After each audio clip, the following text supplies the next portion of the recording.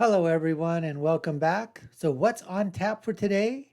Well, folks, it's another one of our video clips on the Politicon debates. That's right, it's part four this time between Cenk the Cenk Uygur of the Young Turks, who I affectionately like to call the Young Jerks, and Ben Shapiro from the Daily Wire, the Live Wire. That's right, folks, we're going to get to all that part four of that debate in just a few seconds. But before we do so, we just want to let you know you're watching the Dr. Nasir Shaikh Show.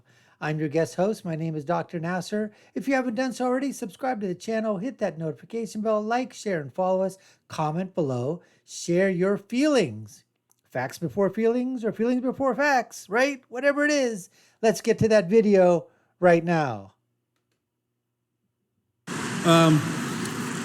So you got me there. The unions give money to the Democrats. Am I Are you angry about that? I mean, does it upset you as much as, bankers giving money to Republicans? No. The corporations give way more than the unions. So it depends which corporations. That's not really okay. true. Look it up. You can Google it. It's really easy. Do I object to taking out union money from politics? Hell no, I don't object. Take it all out. Take the union money out, take the corporate money out, take all the big money out. They're supposed to represent us and not the donors, no matter who the donors are. So in terms of the question that you asked, Glass-Steagall, well, aren't they investing in things? Okay. I'm thinking about this right now in this, and I do agree there with Cenk the Jankmaster. I do agree there. If you're going to take the money out of politics, then you know what? On both sides. Get rid of the huge amounts of money if you want to do it. I think I'm for that as well. Absolutely. Because politics, the representatives that we sent there, we do vote for them. But once they get there, whose control are they under? For the next 2 years, for the next 6 years of senatorship, for House of Representative 2, Senate 6, President 4, obviously. When they're there and they become entrenched as an incumbent, they get the power, the resources, the money. They stop representing us because we just don't have the influence as a singular entity, as one person. Yes, but how can we get that power as corporations do? We just can't. So I agree with Cenk on this part. Let's continue and see what else he has to say. No, I have a literal answer for you. Oftentimes what they do is financial derivatives. In fact, that's the majority of what they do. And financial derivatives is simply gambling. That's what crashed the 2008 economy. And what is so damaging about the removal of Glass-Steagall is now they could do their financial derivative gambling with depositor money. Boy, isn't that nice. They take your money and they gamble with it. And if they lose, well, that's a sad day for you. But if they win, they keep the profits. You know what that is? That's privatizing the gains and socializing the losses. So it's not that the banks are evil. Of course they're not evil. It's just that they're driven to make more money. Of course, that is the whole point of maximizing profit. So that's the whole idea of being a bank, is to make money. But I will agree with, again, a little surprise here, with the Senkmeister, that in terms of them doing the derivatives and mortgage-backed securities and whatever, but again, that was an investment that they utilized. That they thought they weren't going into it thinking we're going to lose money on this. They thought this was a great way to quintuple our profits. Mortgage-backed securities, bundle everything together. There are investors out there, of course, that want to buy it. They bought them. Banks made some money. When the crash happened, well, guess what? The banks lost some big-time money, and so did investors. But you know what? In this regard, banks are, like he said, of course banks aren't evil, but they're designed to make money. They're designed to make a profit. And then they use that profit to lend back out into society, lend back for startups, lend back to corporations, to create new businesses, new products, new services, more jobs, and hopefully increase the bottom line and do the same thing. Rinse, lather, repeat, rinse, lather, repeat. So if we say, hey, banks, you're allowed to go and buy politicians, although the Supreme Court would say, no, they're just talking to them. Don't buy another pair of glasses. Them billions of dollars, they're just having a conversation, right? Just because they gave them billions of dollars, do they want something in return? Of course they want something in return. And that's our money. So what they got was laws passed by politicians to remove Glass-Steagall, and yes, Clinton and Gingrich, yes, both parties are guilty on that, but now the Democrats want to put it back and the Republicans don't, and they took our depositor money and they gambled with it. And if you thought that if you gambled, you get to keep all the profits, and if you lost, it didn't affect you at all, you would probably gamble a lot of money too, and you would take a lot of risk until you crash the economy, and that's exactly what happened. Okay, so Ben, let me just add one piece to this question. You'll respond to it too.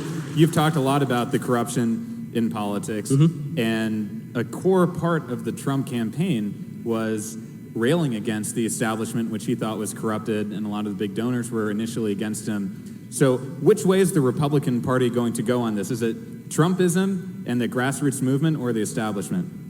Well, I mean, when it comes to money in politics, I think that breakdown doesn't really hold. I mean, the fact is that President Trump, during the campaign, talked routinely about how he engaged in putting money into politics. So, I mean, this is a game that a lot of people are playing. It's kind of a weird question. But as far as the idea that all money should be out of politics, here's the problem. Okay, TYT, we both have corporations, and we expound upon politics every single day. And we motivate thousands of people, right, every day on both sides of the aisle. That is effectively an in-kind contribution. Now, you campaigned with Bernie Sanders. Did you do it because you expected? That's fine. Did you do that because you supported Bernie Sanders, or did you do that because you expected some gimme for TYT in return?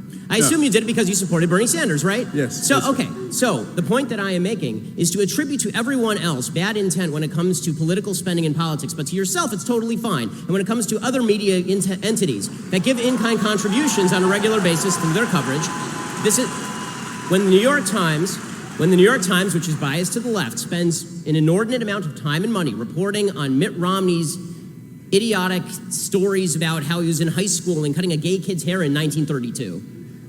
If you're saying to me that that is less impactful on the political sphere than a corporation, which is a group giving money to a political candidate for purposes of supporting that candidate, I fail to see how you can say for yourself that you are innocent in this, but everyone else is guilty. I don't believe that. Either everyone's guilty or everybody is innocent, or if you can find the actual cases of guilt where there's a quid pro quo, then we agree. That's prosecutable, right? Yeah. So, other point, when you talked about the 2008 economy, you talked about Glass-Steagall and how this led to the crash. The real reason that the crash happened had far less to do with Glass-Steagall. I opposed the bailouts, by the way. It had far less to do with Glass-Steagall than it had to do with the fact that the federal government was actively promulgating the notion that corporations should give subprime mortgages to people who are not qualified as people who could take out loans. This meant that, as you say, corporations are not inherently conservative, they're not inherently free market, they're inherently profit-driven. So if they felt that they could give a bunch of subprime mortgages and this would inflate the real estate prices, and if things went wrong, they just foreclose on the nearest house, and the market just keeps going up and up and up, and they can just, as you say, turn these into derivatives and sell them on the open market by pretending that these are all good loans because they have government backing, then of course you're going to get an inflated, overheated real estate market. But the question there is not the workings of the free market, it's the combination that you like in a mixed economy, that I hate. Okay, I hate mixed economies in the sense that I don't believe that capitalism and socialism should be mixed, that corporatism is the solution. Okay, what you're talking about is corporatism. You're talking about Glass-Steagall, which freed getting rid of Glass-Steagall. It freed the corporations to invest in a free market manner, but also they gave a bailout to all of these corporations by essentially incentivizing them to give a bunch of bad loans, knowing that if things went bad, then all the losses would be socialized. The problem there is not the free market. The problem there is a government that is acting as a backstop for bad decisions in the free market by profit-driven corporations. Wow. Points to Ben Shapiro on that one, folks. I mean, Cenk the Jankmeister thought he had him inside there, but then Ben just rattled it off, right? One by one. Hit, or Siegel basically attacked that one. Banks, in terms of money driven, it wasn't the banks thing. It was the laws passed by government. It was the mortgage-backed security derivatives. It was during the Clinton administration where they basically told banks, hey, you've got to loan to underprivileged people, to minorities. And if they can't afford those, or if they're not even at the level of credit worthiness, it doesn't matter. You've got to do it in your community. If you don't, we're going to fine you. So what do the banks do?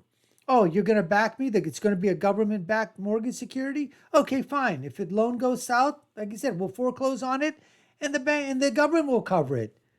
It's a no-brainer. So, as he said, mixed economies. Ben's saying, I don't want to mix capital with socialism. Cenk, you do. And these are the problems that are caused when you try to have government controls be put in place that force private institutions to do the bidding of government. And then when the things hit the fan, government says, hey, not our fault. It's yours. You're in the private sector. You're the evil ones. This counterpoint, went to Ben Shapiro.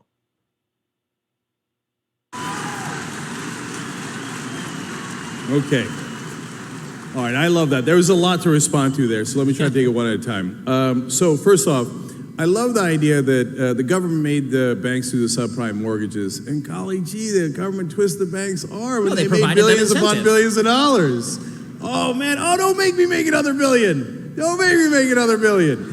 No, they did those. If they thought they were going to lose money off of it, they would have a fiduciary responsibility not to do it. I agree. Okay, it was, they were not forced to make billions of dollars. They were not forced to then have us bail them out. Right. They did all of that because there's legalized bribery in America. Right, because the government was giving them money. Correct. So now let me address that. You say, well, what's the difference between your speech and their speech? Mine is actually speech, and theirs is money. So there's a giant difference. But you spend money on your speech. First off, so they say, no, Supreme Court says, no, money is speech now. No, money is property. It's not speech. And so if money was speech, well, then if you go to a hooker and you say, oh, no, officer, I was just talking to her. Okay, money is not speech. So, for example, to give you a sense of it, to compare me saying I like Bernie Sanders and you saying whoever you like is the equivalent of this is obviously nonsensical. I believe it's obvious. So in a recent five-year period, the top 200 corporate givers, they both in donations and in lobbying spent $5.8 billion, okay? So that is not the same thing as me saying, hey, I like what Bernie's saying about college and Medicare. And when they did, why do you think they did? It was not because, hey, they genuinely like Bernie or Trump or Hillary. Because in return for that $5.8 billion, they got $4.4 trillion in government subsidies. So, which leads to, I actually think, the biggest point here, the difference between big government and small government.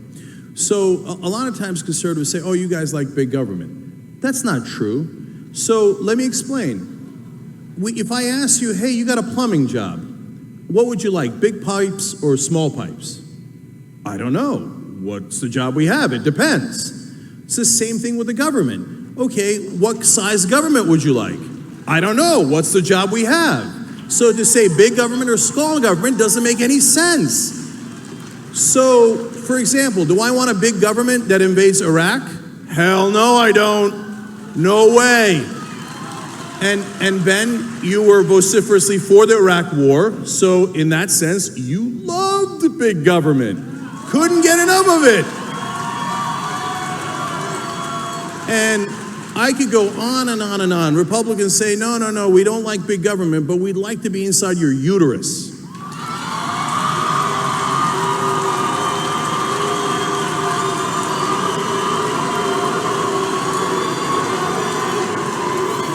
So just admit it. It's no problem. Just say it. Say I love big government. It's okay. So you're talking about when you like tax, when you're rich and you want tax cuts. Oh no, I don't want big government. I want small government. But when it's convenient for you and you'd like oil subsidies and you'd like wars and you'd like to meddle in people's private lives, then you love big government. Okay, I need to respond to some of that. This whole thing that Cenk is talking about, you know what? Oh, if we had a plumbing job and, they came over, I'd say, well, what size pipes do you need? Large pipes? I don't know. What type of job is it? Well, then that's, it depends. And he applied the same thing to big government. So in certain things, you want big government, and other things you want small government. the point that he's trying to make is that it shouldn't be one size fits all. Now the question becomes is, who's going to decide? It always goes back to that point. Who's going to decide in terms of, what policies are going to partake with the big government? What policies are going to be with the small government? And is it just going to be like it is right now? Where certain things, the government comes in and basically some people feel it's an intrusion on your private life, and others feel that there's not enough intrusion into the private life. I mean, that's a question but now going to the money part of it, all that money, regardless of where it goes to, that huge piles of money, it's going to get favors and services and policies that you want, whether it's a big policy and big type government, or it could be a smaller policy, because to every individual that wants something to them, that's big. If you're working on a large project, that's important to you. If you're working on a small project, that's important to you. If you're getting money for a large project, that's important to you. If you're getting a small amount of money for your small project, that's important to you. So what Cenk is saying here, I mean, it's sort of like a circular argument. Okay, so what? Big government, small government. What we want is less government. That's, I think, the better question is, where can we have less government? Not big or small. Anyways, let's continue. Yeah, definitely. So first of all, I'd like to point out that Cenk's big government, small government dichotomy was proposed by you, not by me. I talk about the proper scope of the government's involvement in particular areas the same way that you do, and we may disagree on all of that. My point is that overall, if you're talking about the level of government spending, it needs to go down, and you believe that it really needs to go up. Okay, so it's disingenuous. It depends. Not on war, it doesn't. No, but overall... Not on the war on drugs. Not on so many of those wasteful programs. It depends, but let me... Overall, you want the federal budget increased. Overall, I would like the federal budget decreased. To pretend that this is not true is to lie. Okay, and when you suggest that there is no difference between, we just have different visions of what the government should cover, these things cost different things. Okay, the war in Iraq was very expensive. You know what's more expensive? Social Security, Medicare, and Medicaid. All of these are vastly more expensive than the war in Iraq and Afghanistan. We paid into it. Now, as far as this, again, going back to this idea that, again, I don't like this big government dichotomy any more than you do, in the sense that you say, well, it's big government for the government to get inside people's wombs. And I say that it is the government's job to preserve life, liberty, and property, and one of those things is life. Point right there to Ben. If he's saying the government, right? Cenk said, you want big government. You Republicans want big government. You want that big government to go inside that big old uterus or uteri, right? You want big government to be right inside there. Force that big government right into that uterus. And he just said, government job is for life, liberty, and the pursuit of happiness. Freedom, liberty, life. That's what the government job to do. Protection.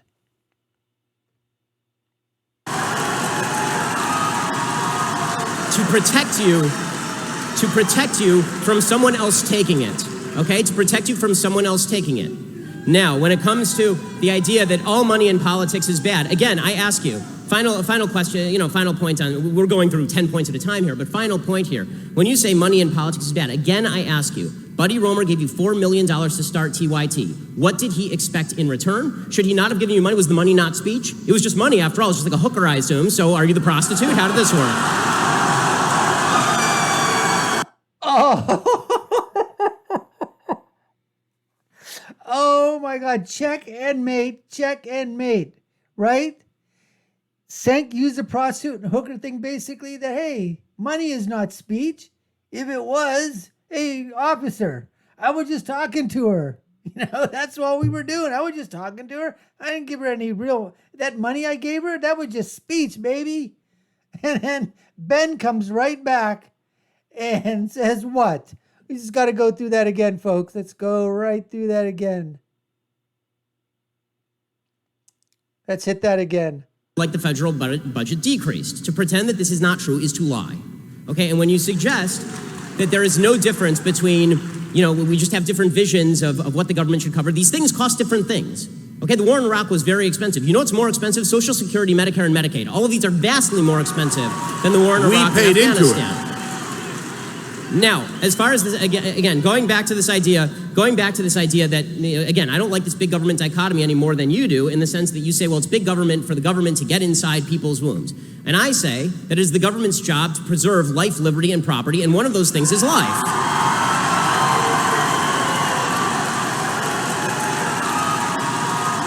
To protect you from someone else taking it, okay? To protect you from someone else taking it. Now, when it comes to the idea that all money in politics is bad, again, I ask you, final question, final point on, we're going through 10 points at a time here, but final point here. When you say money in politics is bad, again, I ask you, Buddy Roemer gave you $4 million to start TYT. What did he expect in return? Should he not have given you money? Was the money not speech? It was just money, after all. It's just like a hooker, I assume. So are you the prostitute? How did this work?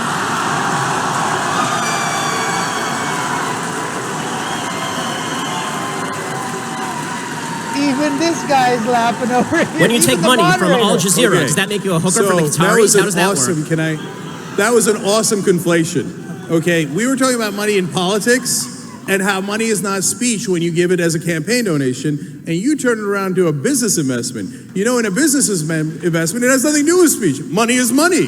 They gave us an investment, because they believed in our business. That has nothing to do with politics. That's great. And you think the government is in the business of regulating business. So if the government is in the business of regulating business, what would be the problem with the government telling Buddy Roemer he is not allowed to invest in your business? No, those are two different issues. No problem.